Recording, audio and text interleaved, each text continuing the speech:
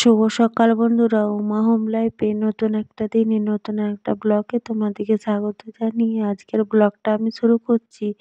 তো আজ হচ্ছে শনিবার, আর আজকে আর সকালে উঠতে পারিনি, ঘুমিয়ে গেছি, ওই জন্য আজ আর মারুলে দেওয়া হয়নি। তো একবারে স্নান টান করে নিত্য পুজো দিয়ে দিলাম।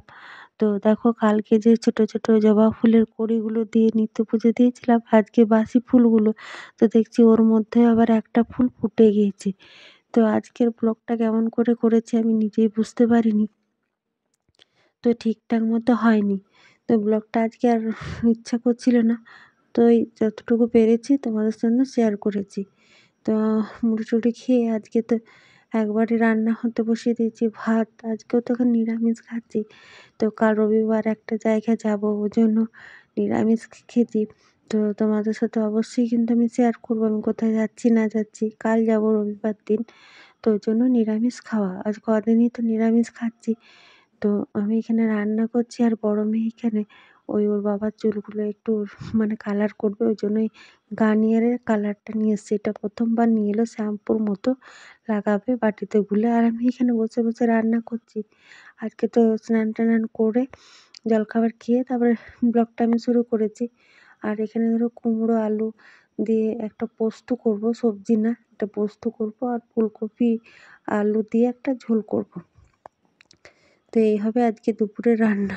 তো সবজিটা পোস্তটা নামালাম, আর অনেকটা তেল দিলাম, যেহেতু আমাদের ঘরে নিরামিষ বৃহস্পতিবার আর শনিবার দিন খাওয়া হয়।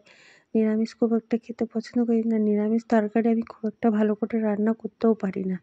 তো ফুলকপির তরকারিটা বসাচ্ছি। তো আমি ভয়েস দিয়েছি যখন দেখছি যে ব্লগটা একদমই ভালোভাবে ব্লগ করাই হয়নি। তো এই খাপছাড়া যতটুকু পেরেছি ওই 5 মিনিটের মতো তোমাদের সাথে শেয়ার করেছি। তো তারপরে দেখো রান্না কিন্তু হয়ে গেল। এখানে কাঁচা কুমড়ো পোস্ত ও আর এখানে ফুলকপি আলু দিয়ে একটা তরকারি। প্রথমে ছোটোটাকে খাইয়ে ওইখানে ঘুম পাড়িয়ে দিয়েছি, কারণ আজ শনিবার টিউশনি নেই, তারা দুপুর বদমাইশি করবে। তারপরে রান্না হয়ে গেলে আমরা 3 জনাতে খেতে বসে পড়েছি। আর একটু মটরটা সেদ্ধ হতে দিয়েছি, সন্ধ্যাবেলায় ঘুগনি করবে। তো দেখো, বলছি না ভিডিওটা একদমই ঠিকঠাক হয়নি, আমি ভিডিও করতেই পারিনি। তো বাইরে যেহেতু এখন সন্ধ্যা লেগে গিয়েছে, তো আমি প্রথমে সন্ধ্যা দিয়ে দিলাম।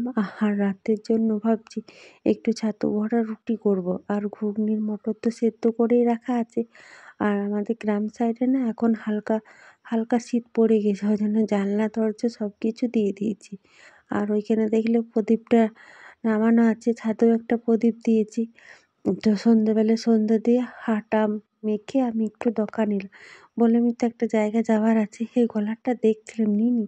আসলে বেশ ভাল লাগছিল, সামনেই ছিল। এখন যেহেতু কিছুদিন পরে অগ্রাণ মাসে বিয়ের সিজন চলে আসবে, তো সুন্দর গলারটা লাগছিল, তোমাদের সাথে একটু শেয়ার করলাম।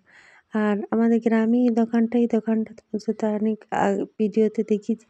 আমার টুকটাক যা কিছু দরকার আমি এই দোকানটার থেকেই নিই।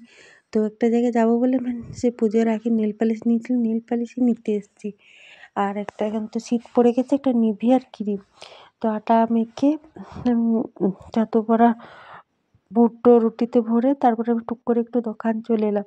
আর দোকানে আধ ঘন্টা মতো দাঁড়িয়ে আছি, দোকানে যখন আসি তখনই ভিড়। তো চলো, আমাদের টুকটাক জিনিস নেওয়া হয়ে গেছে, গলারটা বললাম রেখে দিতে। বাড়ি এসে আগেই রুটিগুলো করে নিলাম, তারপরে ঘুগনিটা বসালাম, নিরামিষ ঘুগনি।